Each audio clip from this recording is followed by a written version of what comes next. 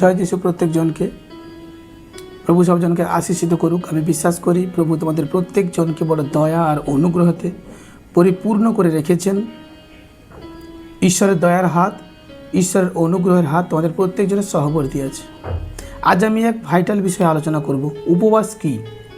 খ্রিস্ট বিশ্বাসীরা যে উপবাস করে এর তত্ত্ব কি? উপবাস কেমন? আমি বাইবেলের বচন এবং বাইবেলের দর্শন দ্বারা এই বিষয় নিয়ে আলোচনা করতে চাই। একাধিক ব্যক্তি প্রভু যীশু খ্রিস্টের নামে উপবাস করে, একাধিক ব্যক্তি উপবাস করে না, খ্রিস্টকে বিশ্বাস করে। এবং একাধিক ব্যক্তি মনে করে উপবাস করা উচিত, একাধিক ব্যক্তি মনে করে উপবাস করা উচিত নয়। হালেলুয়া। এসব এই বিষয় নিয়ে আমি আলোচনা করি। উপবাস, আমি সবার আগে বলতে চাই, শুধু যে আহারকে ত্যাগ করে দেহকে কষ্ট দেওয়ার উপবাস, এটা না করো। উপবাস করব, উপবাস করে প্রভুকে খুশি করব, এটা না। উপবাস করলেই পরমেশ্বর প্রসন্ন হবেন, উপবাস করলেই প্রভু আমার উপরে খুশি হবেন, আমাদের ঈশ্বর এতটা নিষ্ঠুর নয়, এটা না করো। উপবাস তুমি করো, তোমার জীবনে উপবাস স্টার্ট করো যেন মানসিক চাহিদাগুলো নষ্ট হয়, যেন আত্মিক ইচ্ছাগুলো বৃদ্ধি পায়। যখন আমরা উপবাসের মাধ্যমে জীবনযাপন করি, যেই উপবাসের কথা আমি বলছি প্রত্যেকজন স্বরূপ, যখন আমরা আহার ত্যাগ করে বা সুস্বাদু আহার ত্যাগ করে বা জল পান করে উপবাস করি, এই উপবাসের মেন তত্ত্ব আর মেন গুরুত্ব আগে বোঝো আর জানো। উপবাস যখন আমরা করছি, আমরা যেন প্রত্যেকজন মনে রাখি এবং চিহ্নিতও করি কি হার এক মানসিক ইচ্ছা আমরা যেন সম্পূর্ণরূপে ক্যান্সেল করি। যখনই কোনো ব্যক্তি উপবাস করে, প্রভু যিশুর নামে কোনো ব্যক্তি উপবাসের মাধ্যমে জীবনযাপন করছে, সে তার মানসিক প্রত্যেকটা দুর্বলতা থেকে নিজেকে জয় করতেছে, আত্মিক বিষয় সে আরও স্ট্রং হচ্ছে। আর যে আত্মিক বিষয় আমাদের জীবনে প্রয়োজন, তাই আজ থেকে মনে রেখো, উপবাস করা আমাদের জীবনে প্রয়োজন আছে, থাকবে আগামী দিন পর্যন্ত। কারণ প্রভু যীশু খ্রিস্ট পর্যন্ত 40 দিবারাত্রি উপবাস করেছেন এবং প্রেরিতের মাধ্যমে সবজন প্রেরিতকে আমরা দেখতে পাই উপবাস করেছেন তারা, এবং কোথাও বলেনি যে উপবাস করা যাবে না। আমরা যেন মনে রাখি, উপবাস বিলাসিতার জন্য নয়। উপবাস করে শুধু আমরা বিছানার মধ্যে সময় কাটাবো, উপবাস করে শুধু ফোনের মাধ্যমে সময় কাটাবো, এটা নয়। উপবাস করে আমরা পাপ করব, এটা নয়। আমি একটু বাইবেল দেখতে চাই, যিশায়া তার 58:6 থেকে আমি একটু পাঠ করতে চাই। বচনে লেখা আছে, দুষ্টতার গাঁট সকল খুলিয়া দেওয়া, জোয়ালির খিল মুক্ত করা এবং দলিত লোকদিগকে স্বাধীন করিয়া ছাড়িয়া দেওয়া ও প্রত্যেক জোয়ালি ভগ্ন করা কি নয়?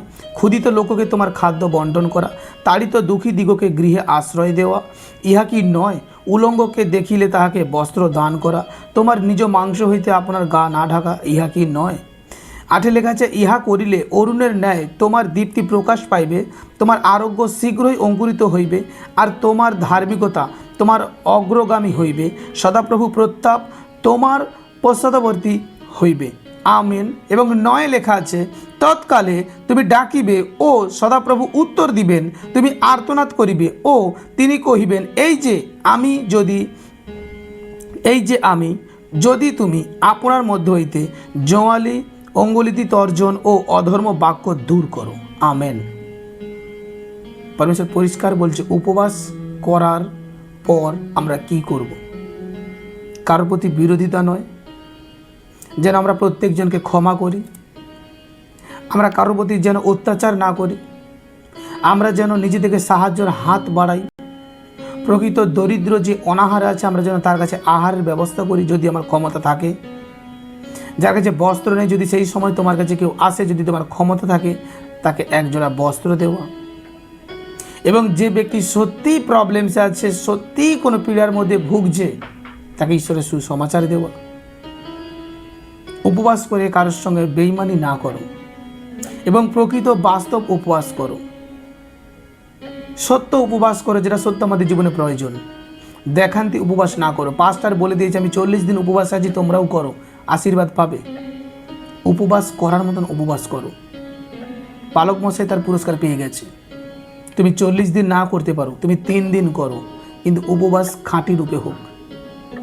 উপবাসের মহাত্ম তত্ত্ব হোক। কারণ বচন এখানে লেখা আছে উপবাস যখন তুমি করবে, এই সকল বিষয়গুলো তোমার মধ্যে থাকবে, তখন বচন বলছে তৎকালে তুমি ডাকিবে ও সদাপ্রভু উত্তর দিবেন, তুমি আর্তনাদ করিবে ও তিনি কহিবেন এই যে আমি।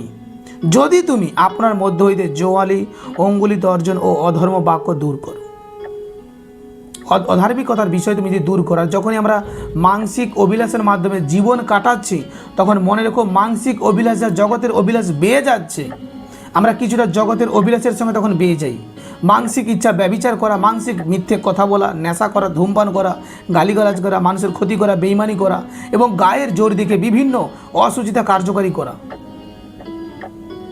পরমেশ্বরের আত্মা বলছে এখান থেকে বাহির হও।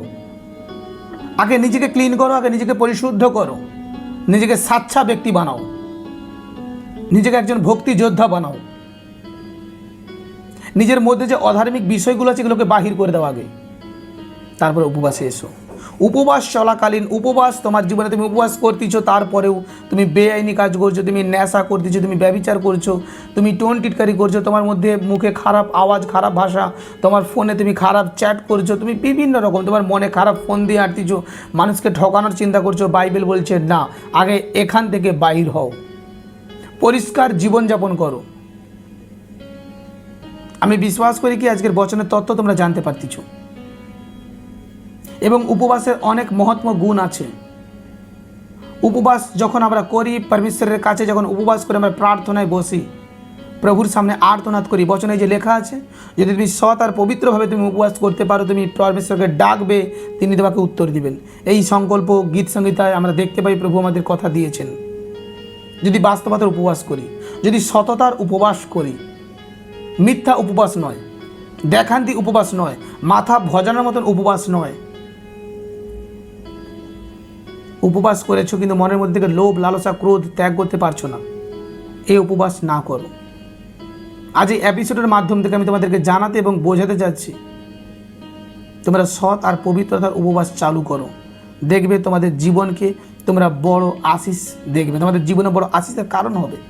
কারণ যেই ফ্রুট পরমেশ্বর তোমাদেরকে দিচ্ছে, যে টেস্ট দিচ্ছে, সেই ফ্রুট যদি টেস্ট নষ্ট হয়ে যায়, সেই ফ্রুটসকে কেউ ব্যবহার করবে না। আর প্রভু একদিক থেকে বলছে আমরা জগতের জ্যোতি। যখন পরমেশ্বর তোমার উপরে এই কথাকে দিচ্ছে, এই বচনকে দিচ্ছে, জগতের জ্যোতি, আজ যদি কোনো জ্যোতি, কোনো লাইট জ্বলছে আর তার মধ্যে কালো কালো কালো কালো স্পট পড়ে গেছে, তুমি কি ব্যবহার করবে? তুমি তাকে বাতিল করবে। কারণ যে নিজে থেকে আলো ফুটিয়ে উঠাতে পারছে না, সে কী করে অপর ব্যক্তিকে আরও আলোকিত করবে? তাই মনে রাখো, এই কথাকে তুমি নির্ধারণ করো কি তুমি জগতের জ্যোতি, এবং তোমার মধ্যে এক টেস্ট, সেই ফ্রুটস পরমেশ্বর দিয়েছেন, তাকে তুমি দুর্গন্ধযুক্ত করো না। কারণ ঈশ্বর যা আমাদের জন্য স্থির করে দেয়, আমরা যেন তাকে উপযুক্তভাবে পরিপূর্ণরূপে যেন আমরা তাকে গ্রহণ করতে জানি, আর আমাদের জীবনে তাকে নিয়ে আসতে জানি। পরমেশ্বর দেখানো পথে পরমেশ্বর যেভাবে চায় সেটাকে কমপ্লিট রূপে আমাদের জীবনে আমরা যেন চালু করতে পারি, আমরা যেন অ্যালাউ করতে পারি। আমরা বিভিন্ন দিকে চোখ রাখছি, বিভিন্ন দিকে ধ্যান দিচ্ছি, সোশ্যাল মিডিয়া হাতে বিভিন্ন প্রচার, বিভিন্ন বিষয় মাত্রা আমরা দেখি, কিন্তু আমি তোমাদের বলছি তোমরা বাইবেল খোলো, শাস্ত্র খোলো, পবিত্র বাইবেল খোলো, বাইবেলের বচনকে তোমরা গুরুত্ব দাও, বচনের জ্ঞানকে তোমরা নাও, নিজে থেকে প্রার্থনা করা স্টার্ট করার, প্রভুর বিষয়, সত্য বিষয়কে জানো।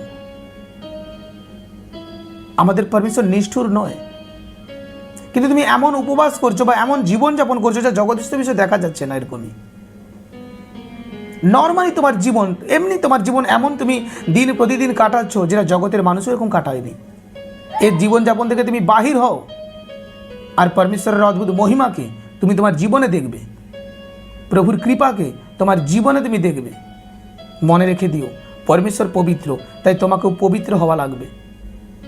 তুমি প্রভু যীশু খ্রিস্টকে ফলো করো, প্রভু যীশু খ্রিস্টর জীবনকে ফলো করো, প্রভু যীশু খ্রিস্ট কীরকম জীবনযাপনে ছিল সেটাকে ফলো করো, প্রভু যীশু খ্রিস্ট আমার কেমন ছিল সেটাকে ফলো করো। প্রভু যীশু খ্রিস্ট মহান, তার মহানতাকে ফলো করো। প্রভু যীশু খ্রিস্ট প্রকৃত চায় তার অনুগ্রহ, তার সামর্থ্য তোমার উপরে আসুক, আত্মার বরদান তোমার উপরে নামুক। ঈশ্বর চায় দিন প্রতিদিন তুমি ঈশ্বরের কাছ থেকে সেই সামর্থ্যকে নাও। ঈশ্বর চায় দিন প্রতিদিন তুমি ঈশ্বরের মহিমাকে তোমার জীবনে তুমি রাখো। ঈশ্বরও চায় ঈশ্বরের বড় মহিমা, বড় যোজনা তোমার জীবনে কমপ্লিট হোক। পরমেশ্বরও চায় তাই তুমি ভরসার বিশ্বাসের সহিত তুমি আগে বাড়ো, আর ঈশ্বর যে পথ যে রাস্তা দেখাচ্ছে সেটাকে ফলো করো। উপবাস করা তো অতি উত্তম, কিন্তু উপবাসের মতন হোক, মিথ্যা উপবাস যেন না হয়। আমি পরমেশ্বরের দাস, তোমরা জানো 40টা উপবাস, 70 দিবারাত্রির উপবাস, আর এই সবে 90 দিবারাত্রির উপবাস করে আমি উঠেছি। এবং এই 90 দিবারাত্রির উপবাস আমি নিচে দাউদের মতন অঙ্গীকার করে কাটিয়েছি। বিছানাতে নয়, গদিতে নয়, মেঝেতে। যেন বাস্তবতাকে আমরা তুলে ধরি এবং প্রভু আমাদের উপর যেন সেই দয়াকে করে, অনুগ্রহকে করে, এবং সৎভাবে পরমেশ্বরের সঙ্গে যেন আমরা চলি, কারণ আমাদের ঈশ্বর সৎ। হালেলুয়া। আমি বিশ্বাস করি এই এপিসোড দ্বারা তোমরা চমৎকার বিষয়কে শিক্ষা করেছো এবং আজ থেকে তোমরা পরমেশ্বরের সে উত্তম মহান বিষয়কে তোমাদের জীবনে তোমরা রাখতেছো। God bless you all. দেখা হচ্ছে আগামী কোনো এপিসোডে। প্রভু সব জনকে বড় আশীষিত করুক, সব জনের জীবনে পরমেশ্বর বড় মহিমা করুক। আমেন।